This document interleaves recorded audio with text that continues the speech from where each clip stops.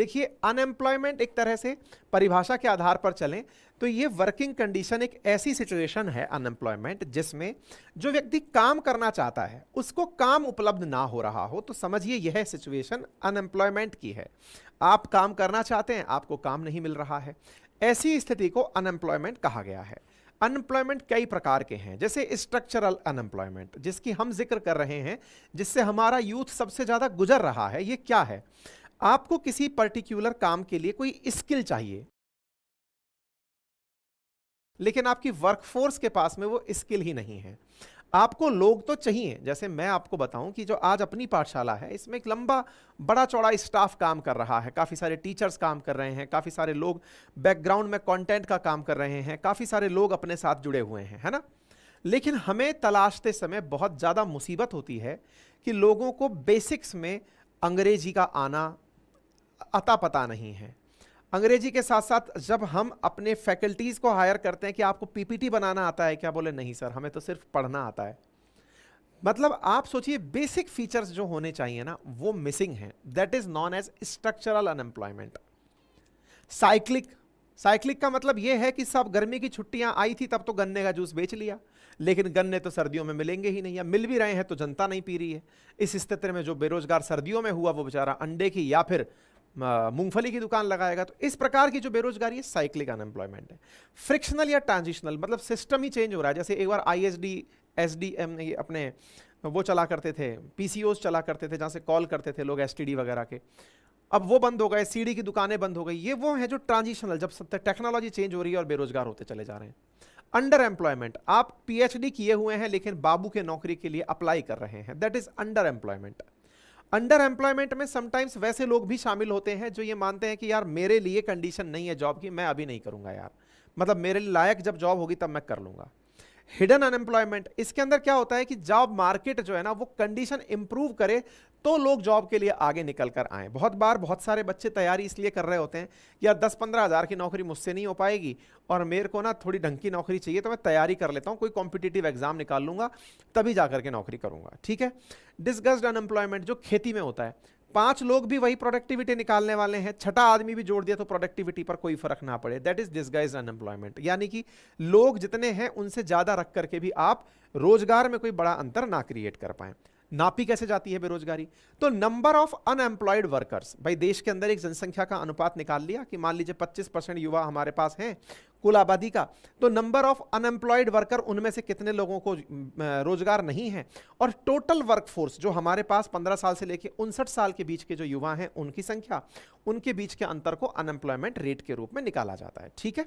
कौन निकालता है? तो लेबर डिपार्टमेंट जो है ना उसके द्वारा निकाला जाता है, और इनके द्वारा सैंपल कलेक्ट किए जाते हैं अर्बन और रूरल एरिया से। अर्बन और रूरल एरिया से लेबर फोर्स का सर्वे होता है पीरियोडिक तरीके से, यानी कि साल में क्वार्टर के हिसाब से होता जाता है सर्वे। और ये ऐसा नहीं है, मतलब प्रॉपर तरीके से सर्वे होता है रूरल एरिया में और अर्बन यानी शहरी क्षेत्र में। बाकायदा टीम्स जाती हैं, लगभग 7,000 गांव और 6,000 शहरी क्षेत्रों में जाकर के लगभग 1 लाख घर और 4 लाख से ज्यादा लोगों को डिस्कस किया जाता है, पूछा जाता है कि क्या आप बेरोजगार हैं, क्या काम करते हैं, क्या आपने जितनी पढ़ाई की है उस लेवल का आपको रोजगार मिला है कि नहीं मिला है। प्रॉपर तरीके का सर्वे किया जाता है। हमारे चैनल पर आप लोग बहुत दिनों से हमारी खबरें सुन रहे हैं, उसके बावजूद भी आधे से ज्यादा लोग ऐसे हैं जिन्होंने चैनल सब्सक्राइब नहीं किया हुआ है। सब्सक्राइब कर लीजिए। उदाहरण के लिए 2022-23 के अंदर जब सर्वे हुआ तो 1 लाख घरों तक, जिनमें से 55,000 के आसपास घर रूरल थे और 45,000 के आसपास अर्बन एरिया के घर थे, उनमें 4 लाख लोगों से सर्वे करके जानकारी निकाली गई थी, ठीक है। इवन अर्बन एरिया में तो सर्वे 2 बार किया जाता है, एक बार बाय फेस यानी कि व्यक्ति जाकर पूछता है, और दूसरी बार उनको कॉल करके कंफर्म किया जाता है कि सर हमारी टीम आई थी, आपसे पूछा था कि आप बेरोजगार हैं, आपने क्या पढ़ाई की हुई है, आप अपना धंधा करते हैं या क्या करते हैं, इस तरह से यानी प्रॉपर तरीके से डेटा कंफर्म किया जाता है। अब ये जो आज रिपोर्ट जिस पर चर्चा हो रही है इसका जिक्र किसने किया है? ये किया है इंडियन एम्प्लॉयमेंट रिपोर्ट के नाम से आईएलओ यानी इंटरनेशनल लेबर ऑर्गेनाइजेशन, जिसका मुख्यालय स्विट्जरलैंड के जिनेवा में है, और इंस्टीट्यूट ऑफ ह्यूमन डेवलपमेंट जिसका मुख्यालय इंडिया में है। इन दोनों ने मिलकर के एक सर्वे निकाला जिसका नाम था इंडिया अनएम्प्लॉयमेंट रिपोर्ट 2024, जिसमें यूथ अनएम्प्लॉयमेंट और एजुकेशन और स्किल को ध्यान में रखकर बात की गई है। ध्यान रखना, ये जो यूथ शब्द है ये बड़ा इंटरेस्टिंग है, 15 से 29 साल के बीच में है। आज राजनीति में जिस प्रकार से कहा जाता है युवा नेता, यहां पर आईएलओ नहीं मानता उन्हें युवा, आईएलओ उन्हें अडल्ट मानता है। आईएलओ के अनुसार 29 से ऊपर का जो भी व्यक्ति है वो अडल्ट में आता है। तो 15 से 29 का जो यूथ है उसके अनएम्प्लॉयमेंट पर, उसके एजुकेशन पर और उसकी स्किल्स पर इस इंडिया एम्प्लॉयमेंट रिपोर्ट के अंदर चर्चा की गई है। ठीक है, आईएलओ इंटरनेशनल लेबर ऑर्गेनाइजेशन है, जिनेवा में इसकी मतलब जिनेवा में स्थित है।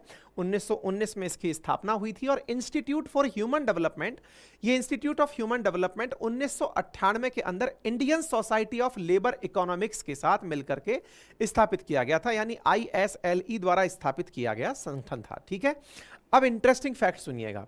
कुछ लोग इसे अंतरराष्ट्रीय रिपोर्ट मान रहे हैं कि भाई साहब विश्व ने कहा है कि देश के अंदर ये हालात है। नहीं, ये भारत सरकार ने ही डेटा निकाला है, भारत सरकार का अपना डेटा है। कैसे? अब आपके सामने प्रमाण देखिए। ILO और IHD, ये दोनों संगठन, IHD इंडियन ऑर्गेनाइजेशन है। आप यहां पर देखें, यहां पर ये जो व्यक्ति आपको इसको लॉन्च करते हुए दिखाई दे रहे हैं, ये भारत सरकार के वर्तमान में चीफ इकोनॉमिक एडवाइजर हैं, जिनका नाम डॉक्टर अनंत नागेश्वरन है। अनंत नागेश्वरन इस पूरे की पूरे मसले को जनता के सामने रखते हुए तस्वीरों में 27 तारीख को दिखाई दे रहे हैं। इन्होंने मिनिस्ट्री ऑफ लेबर को बाकायदा टैग भी किया हुआ है। भारत सरकार के चीफ इकोनॉमिक एडवाइजर ने ही यह रिपोर्ट जारी की है, ये आप यहां पर देख सकते हैं। ठीक है, इस रिपोर्ट में जिस विषय पर ध्यान दिया गया है उसमें क्या है कि हमारे जो बेरोजगार हैं उनमें से 83% जो लोग हैं वो युवा हैं।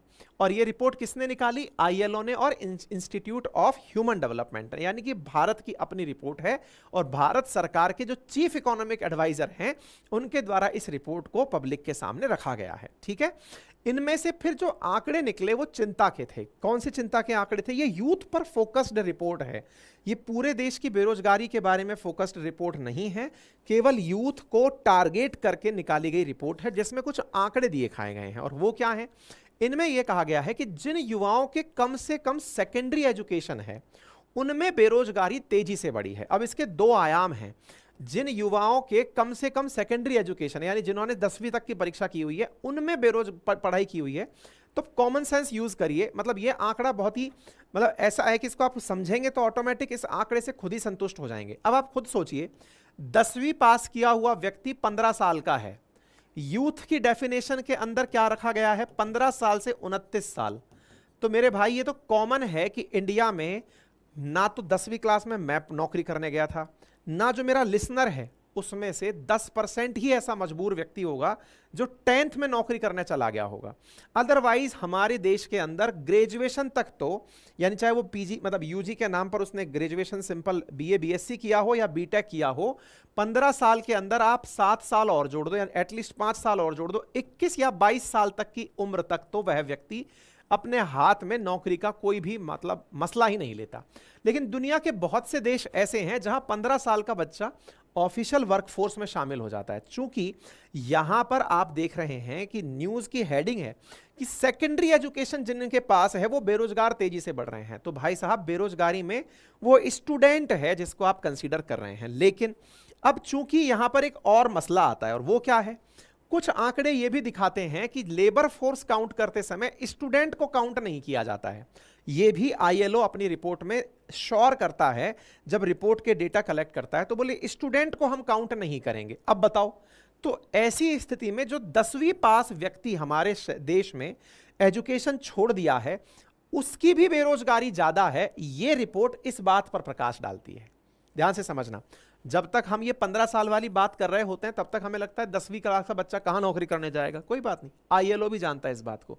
ऐसा नहीं है आप और हम ही इंटेलिजेंट है, बनाने वाले भी तो इंडियंस ही है ना, वो भी तो जानते हैं कि 15 साल का बच्चा नौकरी करने कहां जाएगा। लेकिन बहुत से शहर ऐसे हैं, बहुत से लोग ऐसे हैं जिन्होंने 10th के बाद पढ़ाई छोड़ दी या 12th के बाद पढ़ाई छोड़ दी और अब वो रोजगार की तलाश में है, उन्हें रोजगार नहीं मिल रहा है। ये रिपोर्ट इस बात पर ध्यान दे रही है, ठीक है ना। तो 2000 में जहां 35% लोग ही बेरोजगार थे जिन्होंने सेकेंडरी एजुकेशन लिया हुआ था, 2022 में यह आंकड़ा 65% है जिन्होंने सेकेंडरी एजुकेशन ली हुई है लेकिन उन्हें रोजगार नहीं मिल रहा है। ठीक है, बात समझ में आ गई। अब एक बार के लिए ये आंकड़ा देखते हैं। पहले सन 2000 का आंकड़ा देखिए और 2022 का आंकड़ा देखिए। इन दोनों आंकड़ों को समझने का प्रयास करते हैं। क्या है, ध्यान से समझना। जिस चीज पर आपको फोकस करना है दैट इज यूथ। ये पूरी रिपोर्ट केवल यूथ पर फोकस्ड है। आप में से कुछ लोग हो सकता है इंडिया का फैक्ट फिगर ढूंढ रहे हो, नहीं बताया गया है, कोई भी जानकारी इस रिपोर्ट में नहीं दी गई है, केवल यूथ पर फोकस्ड है ये रिपोर्ट। क्या कहा गया है इसमें? कहा गया है सेकेंडरी और higher secondary in total unemployment persons के अंदर अगर उनका नंबर जांचा जाए, उनका शेयर जांचा जाए, 10th और 12th किए हुए जो लोग हैं उनका बेरोजगारी में कंट्रीब्यूशन जांचा जाए, तो इधर देखिए साहब, अगर हम कहें कि हमारे देश में कुल यूथ कौन सा 15 साल से 29 साल का व्यक्ति, अगर उसकी बेरोजगारी में मात्रा देखी जाए कि कुल बेरोजगारों में अगर मान लीजिए कि 100 लोग बेरोजगार देश में घूम रहे हैं, तो उनमें से 15 से 29 साल का जो यूथ है वो वर्ष 2000 में 88% था जो बेरोजगार था।